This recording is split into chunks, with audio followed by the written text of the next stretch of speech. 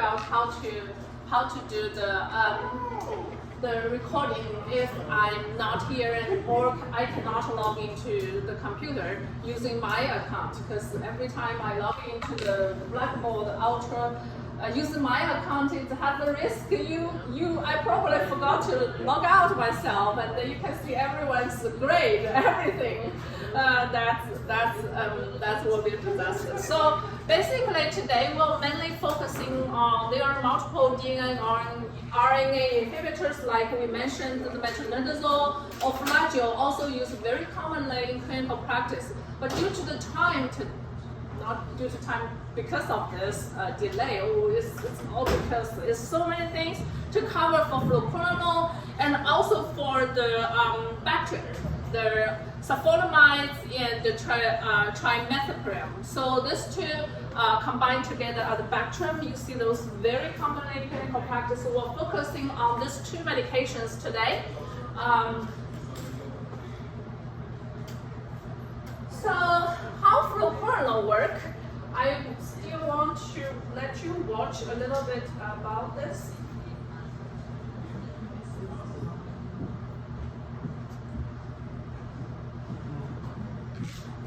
So it has a DNA. Oh my. It's crazy.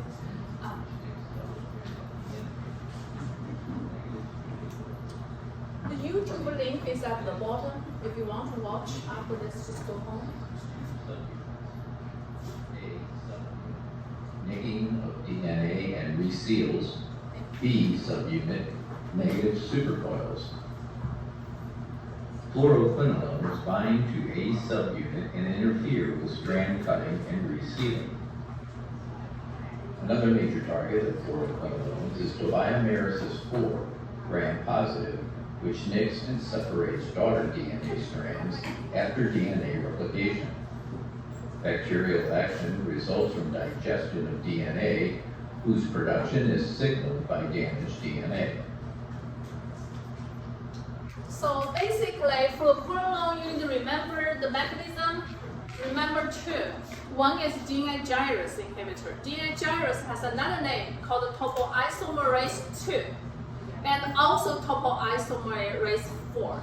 So you need to remember this two. That's how it inhibits the DNA synthesis. So the bacteria cannot produce the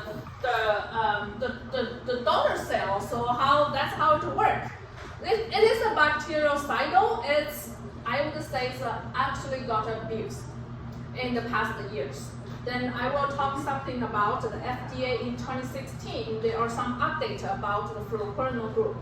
This is concentration dependent. So there's another mechanism of action video. I'm more like a vision people. So you want to watch, there's another long video there. I put the link there. You want to go there to watch it if you want.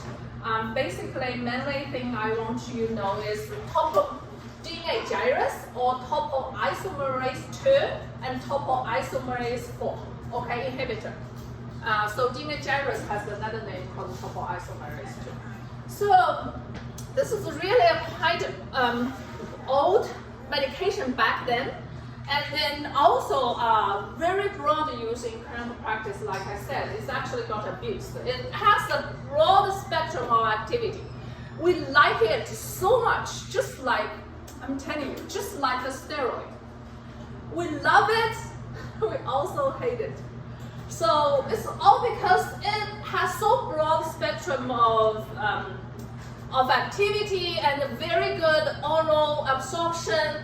Most of fluoroquinolone is IV to PO is 1-to-1, except the Cipro. Cipro is not 1-to-1. And levofloxacin, moxifloxacin, they are all IV to PO is 1-to-1. It's so good oral absorption and so good penetration. And for some osteomyelitis patients, if you want, because of the penetration, many of the pill medication don't have good penetration and good absorption. So for the bone infection, you don't want to use many of the medications, except quinolone is a good option because it's so good. Absorption is so good, bone penetration, really broad penetration. There's one penetration is actually not really good penetrated to the CSF. So probably not a good choice for meningitis. Like I said, I will keep educating you about the pharmacokinetics and how we really use those clinical pharmacokinetics in our in the clinical practice. We use that so much. So I will share with you how our thought process using the clinical pharmacokinetics and dynamics knowledge. So basically, it's really extensive, the clinical use, and a lot of infection can be used. But we'll talk about a few infections. You should be cautious and should be avoided for those a little in a few slides. And several quinolones, including those probably you still keep teaching in your PODA, but I'm telling you, we don't use them at all. The most commonly used for my lecture, I only need you know Cipro, Levo, and Moxie. I don't want you to know whatever the others. The Delafloxacin is a new one. I will give you only one sentence regarding that medication. Okay? The Delafloxacin. We do see that as a restricted for ID only, but otherwise, Cipro, Levo, and Moxie. Okay? I will give you the comparison about regarding these three medications. A lot of interesting facts regarding those. I'm so happy. Years and years after those educations, our students doing very good in my rotation. When they come to my rotation, they can tell me the Cipro, Levo, and Moxie because I keep give you the reviews for the people students as well. So hopefully your class also can catch those key points. What's the class effect? What's the unique effect for each medications, okay? So basically, there are some mechanism of resistance like the beta-lactam we talk about. It has the mutation of the target enzyme. It targets the enzyme, topoisomerase enzyme. It's an enzyme. So if the enzyme has any mutation, so the fluoroquinolone cannot bind it, just like the PBP2 in the Staph aureus. Remember we mentioned that? If the PBP2 mutated, then the MSSA, it's become MRSA. Because if PBP2 changes, then your naphthalene, oxytocin cannot bind into that. So same mechanism. If target enzyme changed, just like topoisomerase, any site change, so fluoroquinolone cannot bind it, cannot inhibit it. Of course, it will got the resistance. Then also efflux pump and also change the permeability, like those porins change. So either increase the pump out the fluoroquinolone from the intracellular to the extracellular, or it just close those doors for the fluoroquinolone to get in. Very similar. So for resistance mechanism, I need you to know that, and I will test that as well. So those, it's really like some of those just share those mechanism of resistance. So fluoroquinolone, like we said, absorption-wise, is so very good at absorption. Levofloxacin, moxifloxacin, they are all 1-to-1 IV to PO, which means pretty much close to 100 is actually about, it's definitely 80 to 95% bioavailability, very good. And the Cipro is probably about 80%. So we usually do the IV to PO is not 1-to-1, except Cipro, okay? Drug interaction, I need you to know that. So many things I need to know. Remember, underlined is for sure I will test you. You know why? Because those underlined is NAPLAX likes to test you the select all that apply question. They like to test you the counseling point, the key counseling point. What pharmacists do? We provide discharge counseling. There's a new medication you give to your patient, but unfortunately, you do not give them the education key points to them, so they didn't take the medication correctly, and then the medication doesn't effective as it's supposed to, and then their infection gets recurrent. They come back. So who to blame, right? That's the healthcare system. We need to take the responsibility. So why this is so important is because, say, I discharge you with levofloxacin. I definitely need to tell you, you're taking a lot of over-the-counter supplement. Tell me who take the over-the-counter supplement, multiple vitamins, right? I do. So I would say so many, right? So they take multiple vitamins, they take calcium, they take iron, they take magnesium, whatever those cations, right? The zinc, they all can bind into this quinolone. They can bind it. It's called chelation. How many of you still remember the chemical term, chelation, right? So it's binding. And then the levofloxacin, moxifloxacin, ciprofloxacin, all the quinolones cannot be absorbed. Do you think they will kill the bacteria? They will affect for the infectious diseases? Okay, so how do? You say you stop taking those? Not really. You space them out. Yeah, you separate them. You set them out. So whenever it's honestly, I'm telling you, if you ask me 4 hours, 6 hours, 2 hours, it varies. But if they give you some answers, they won't really test you like 4 hours or 6 hours. They won't put you wrong. I'm telling you, that's just the fact. So you can tell them, you should tell them, you separate this medication 2 hours before and 4 to 6 hours after. Okay? Whenever this type of interaction, like a chelation action, the cations, the antacid, the calcium, magnesium, aluminum, or the zinc, they all bind to quinolone. The other medication is doxycycline, the tetracycline group, also have the similar chelation interaction. So your education points, whenever they give you an answer set, you separate this medication with those cations. The poly means 2 or 3, calcium, magnesium, aluminum, not the one. What are those one charge cations? Sodium, potassium, right? Not sodium, potassium. Those 2 charge or 3 charge, right? The calcium, name some for me, so I can make sure you remember. Calcium, magnesium, zinc, iron, aluminum, okay? Those are the common over the counter you may see. So those you need to choose the education points, set separate 2 hours before and 4 to 6 hours after, okay? So, and like we said, it's really widely distributed, which causes the large volume of distribution, and which means it may not a good choice for bloodstream infection. Does that make sense? Okay? So urinary concentration, I need you remember that. Remember, I will emphasize that again in the future slides. So basically, cipro and levofloxacin are excreted in the urine.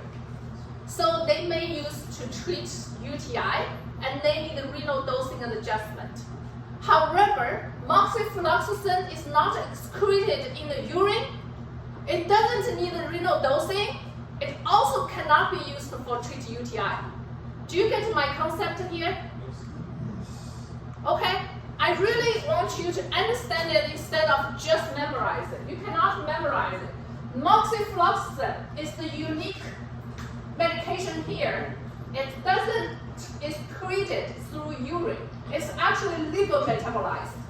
Okay? So it's so that because it has very low it's probably very, very low concentration in the urine. So you cannot use to treat UTI, and also you don't need a renal dosing. Moxifloxacin is unique here. Okay?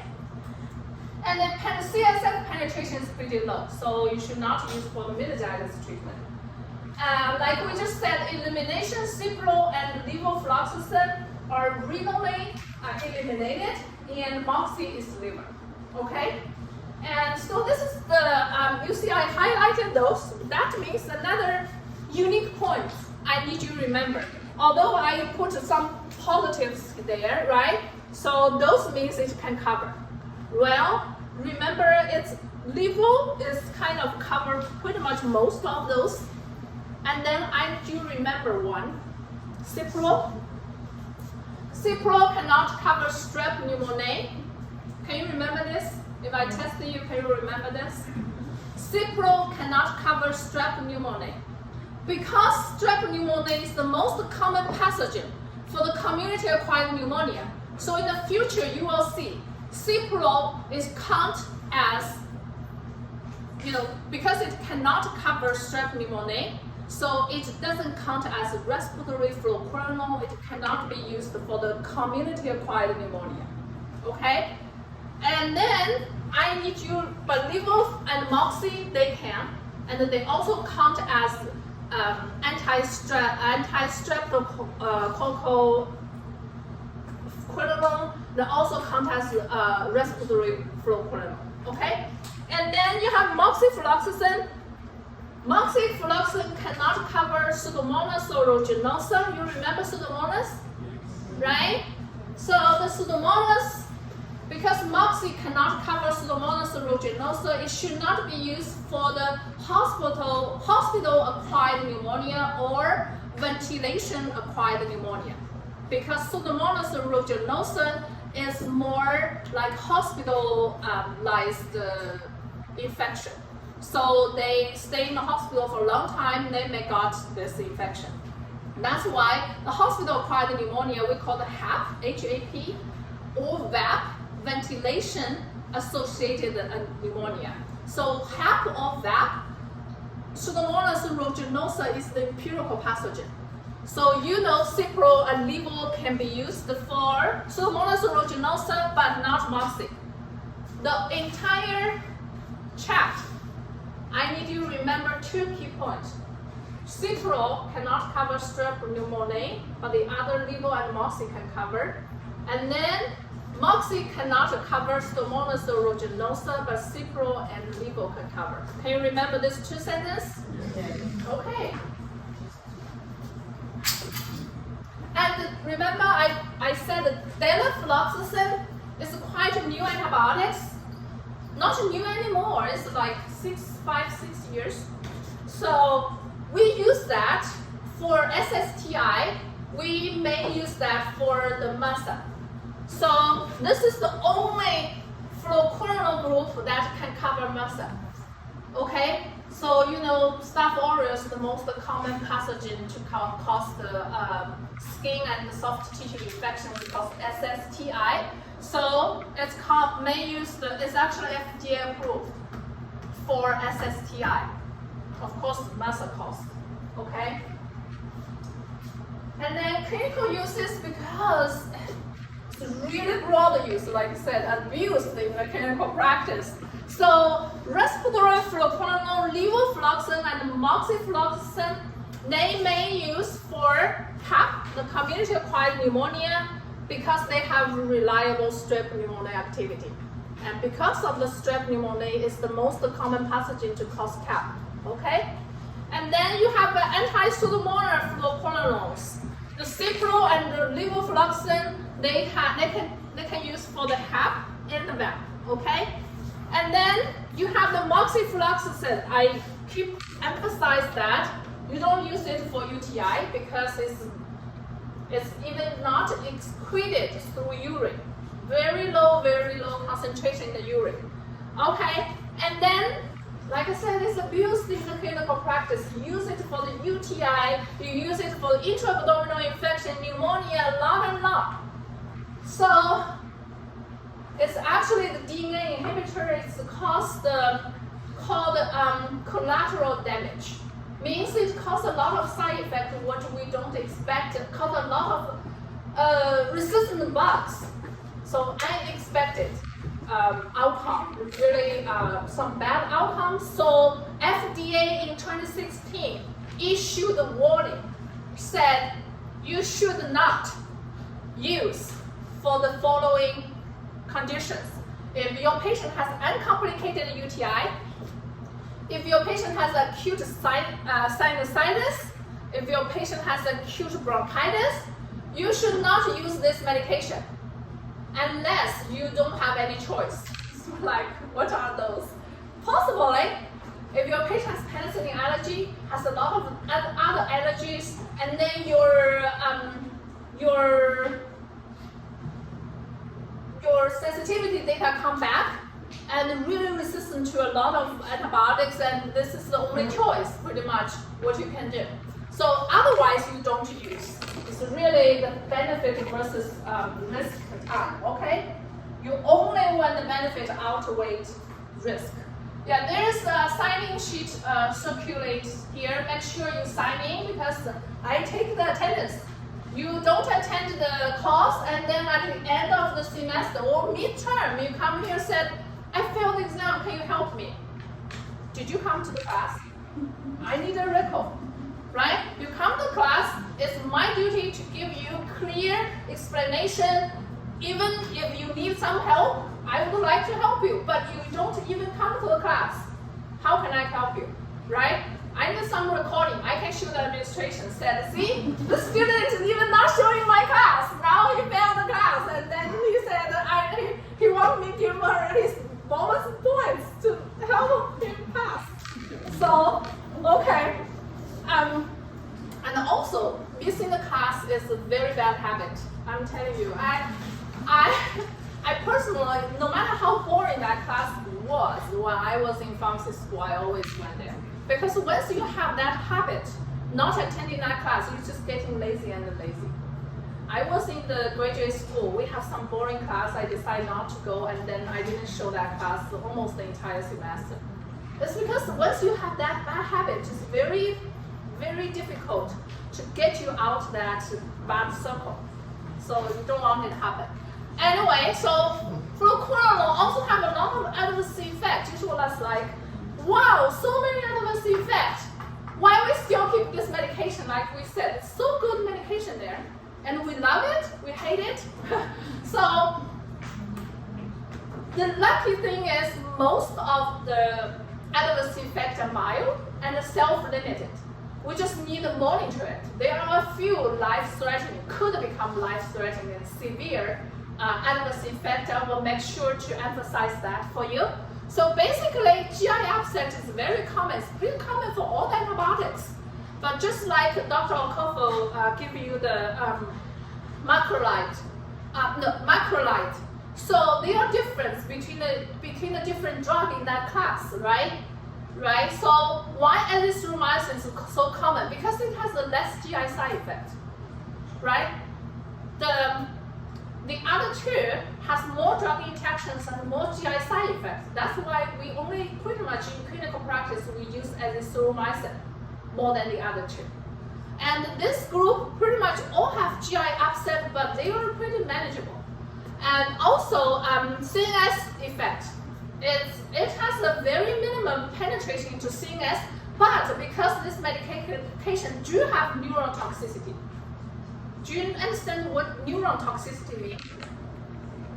Means if it's penetrating into the CNS, it will cause the people dizziness, tremor, confusion, hallucination, or depression, some other side effect. Like we said, it's, most of the times it's minor, it's self-limited, unless the patient needs a long-term treatment. Then those side effects could become an issue. Or your patient has comorbidity. They already have depression, and then they're on this medication may cause the depression worse. And then another word is if your patient has seizure, then it lowers the seizure threshold. Make your patient more easy to get the seizure attack. So definitely need to monitor your patient. Don't start if your patient do have seizure unless you have to benefit outweigh risk time. You definitely know that side effect, and also the neuron toxicity also happen in the peripheral. What the peripheral toxicity looks like? Swelling. Peripheral neuropathy. Okay? I like that brainstorm. So it's called peripheral neuropathy. It is the toxicity to cause the peripheral neuron toxicity. That's how it causes the peripheral neuropathy, okay? And so those peripheral neuropathy toxicity, it may last really long, last months or even the drug after or years after the medication discontinued could become permanent. So it's if patient do have the signs and symptoms showing, we discontinue the medication. And then it causes another side effect. You see I highlighted a lot because it do have a lot of side effects. The Naplex tests all of those key points there. So there's one side effect you need to remember called the dysglycemia. Do you know what dysglycemia means? Correct. It could go hyper or hypo. You don't know which direction you decide to go. So if your patient has diabetes, right? So it may be given them and cause them hypoglycemia. So what do?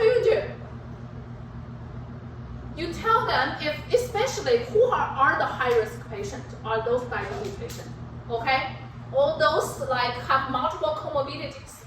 You give them medication said, this medication may cause your blood glucose. You tell them your blood glucose go up or go down. It could be go high or go low. So we want you close monitor the blood glucose. And contact your doctor if your blood glucose do get, just regulated, and their diabetes medication maybe need adjusted.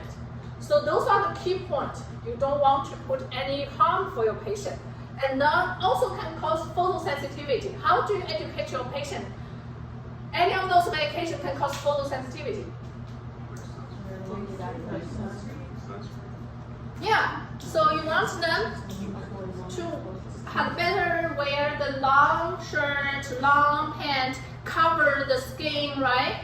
Wear the hat and wear the sunscreen if they go outside, right? So fluoroquinolone, Bactrim. Today I give you two major medications. Fluoroquinolone and Bactrim both have the photosensitivity. And also the other group just talked about before this, tetracycline. Remember tetracycline, fluoroquinolone, and Bactrim. All three have the photosensitivity. You had better categorize all of this medication in some boxes so you can easy to remember this, okay? So another, this slide mainly talk about those, I would say rare but severe side effects could cause patient harm and could cause life-threatening situation. So QT prolongation is one of those. Once you finish this semester, so hopefully I can give you some type of review, help you to, but if we don't have time this semester because the wellness day and the 6 exams took over many of our lecture time. But if not, P4 year, I will make sure to give you some type of review, help you understand the ID. And QT prolongation is one of those medications we concern the most. Why? It's because QT prolongation for those high-risk patients can cause patient die. There is a condition called Torsades. How many of you heard about Torsades? Yeah, it's the heart arrhythmia issue, and then the patient die from that condition. It's life-threatening condition. It's definitely, we put the code card there and try to call the code blue. So those situations, if QT prolongation, you need, number one, you need to look at your patient EKG and see how the patient baseline QTc looks like. You also look at the co-medications. Any other medication cause this issue. That's what I look up. I look at if the patient has arrhythmia issue, do they already have atrial fibrillation? Which obviously to put them on the high risk. If they are on any arrhythmia medication, how many of those you still remember those arrhythmia medication? The one class 1, 1A, 1B, 1C? Yeah. The class 3, right? So class 1 and class 3 are the rhythm control. Class 2 and class 4 are the rate control. Remember that? Class 2 is beta blocker. Class 4 is calcium channel blocker, right? So the 1 and the 3, if your patient on those medications, amiodarone, all of those medications also cause arrhythmia. So they treat for arrhythmia, they also cause arrhythmia. So I'm telling you one of the medication called Ticagrelor or the Difetinide. That medication causes the most QT prolongation. It actually belongs to class 1. Whenever we treat that patient, we always we start that medication. We admit the patient and ask them to stay in the hospital for 3 days. We monitor their heart ECG every 2 hours, every single dose. We draw the baseline. We have another ECG. Every 2 hours after the dose, we monitor the ECG, the QT prolongation. Okay, so you know if they have those medications, whichever also can cause QT prolongation, we put them in the higher risk. And also, you know what cause if your patient has those comorbidities, what can you minimize, lower their risk for the arrhythmia? Do you know? The electrolytes. Do you know what electrolytes may cause the heart arrhythmia issue? Potassium, magnesium, calcium. Okay?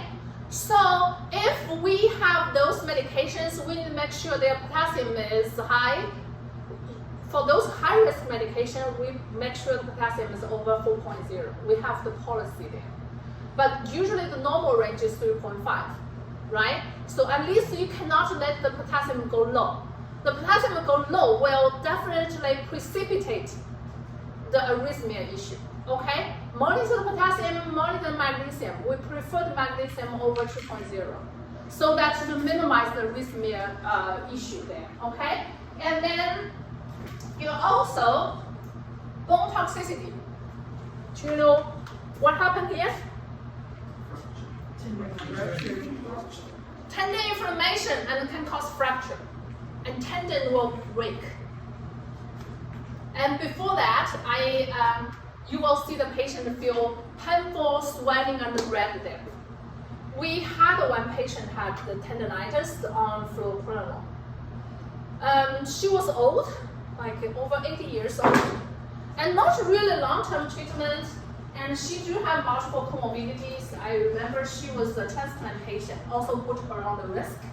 So basically, advanced age, if they are old, elderly patients, if they are on corticosteroid treatment, if they are transplant patients, those are all put the patient high risk. If you see this occurred to your patient, you need to put in the allergy section. Make sure you don't give this to your patient. Okay, so we definitely don't want to put the patient in those risks. And also, because of the bone toxicity, do you want to give it to the pregnancy woman? No. Do you want to give those who are children, they had the teeth, change the teeth time? No, right? So that's why we don't give to the children, the breastfeeding woman, we don't give those to those because it causes the bone growth issue. The children, the pregnancy woman, the fetus may got this bone growing issue and suffer the entire of their life. So you need to remember, tetracycline and the fluoroquinolone is teratogenicity medication. Both affect the growth of the bone. You don't give any tetracycline or fluoroquinolone to children, to pregnancy woman, breastfeeding woman. Remember that? Okay? So, drug interactions, we also already mentioned it need to be cautioned for those cardions because of those chelation and QT prolongation as well. And so we'll talk about Bactrim. And Bactrim has two medications, sulfonamide and trimethoprim. We usually call this SMX and cause this TMP. that's abbreviation, or you just say Bactrim. I don't really recall our clinical people said sulfonamide and trimethoprim. They all said Bactrim, whichever shorter we like it. So it's inhibits the folic acid synthesized pathway, and because folic acid is important for the DNA synthesis, so this actually also counts as a DNA synthesis inhibitor, but not directly. It inhibits the folic acid synthesized pathway. So Bactrim and the Septra are the most common brand name, and also we use XMX and TMP. And also I will focus only on Bactrim today, but you see the other two medications here. You will see those medications when you will talk about the opportunistic infection. Okay, you won't see those in the common practice. Okay. So Bactrim has both IV and PO, and absorption is also very good. And you need to remember they are double strength and single strength. You're working in how many of you work in the retail? You definitely see this, right? Very commonly prescribed the double strength and the single strength. Have a meeting reminder. Let me turn it off. Excuse me, everyone. We have another class at 12. Yeah. Oh, sorry. So I will make sure I make it more. So doses TMP is component is very broad, especially it can be used for the MRSA, and also it's a very good coverage for some gram-negative organisms, and specifically it's a proposal, an opportunistic infection. I need you to remember this is a drug of choice for PCP. Okay. Then the clinical use is very commonly used for UTI. Like I said, it's a drug of choice for PCP or PJP. There are two names. The old name was PJP, now changed to PCP. I'm sorry I typed PJP here. It should be PCP now. And also some other, it can be used for the MRSA, say skin soft tissue infection. And also adverse effect is the hypersensitivity reaction. So you definitely know it has sulfur allergy. If your patient has sulfur allergy, make sure all the sulfuramide group need to be careful because it has a skin soft tissue infection. Happy to finish. We get a little bit late to start. Yeah, I'll finish in 5 minutes. So you may see the Stevens-Johnson syndrome and the TN, which cause the skin really peeled off. It's very severe adverse effects, and also hematologic effects mainly cause the bone marrow suppression, like suppress the white blood cell, red blood cell, and the platelet. So you will see leukopenia, anemia, and thrombocytopenia. And also it can cause renal disorders, specifically crystalluria. So it can cause crystal and block the kidney. So you need to make sure to educate the patient to keep hydration, drink plenty of water. And it can cause GI distress, photosensitivity, and may cause neonate the kernicterus, which is actually, you remember we talked about the ceftriaxone you should not use for the newborn baby. Similar, you cannot use for the late pregnancy right before labor time. It can cause may cause the kids brain damage. Okay, so these are the drug interactions. Specifically, I want you to know this is a CYP3A4 inhibitor. So it can cause the warfarin, can increase the bleeding risk, increase the INR. So we proactively reduce the 30 to 50% dose. Okay, and also the methotrexate, because both have the anti-folate, inhibit the folate pathway, so it can cause the enhance the toxicity of methotrexate. And also it can increase the potassium, cause hyperkalemia. So you should be careful to use the ACE, ARB, spironolactone, whichever can increase the potassium level. So should be monitored. I finished finally. I'm so happy for that. How many questions from this? Oh, I forgot to record it. Oh my goodness. Sorry.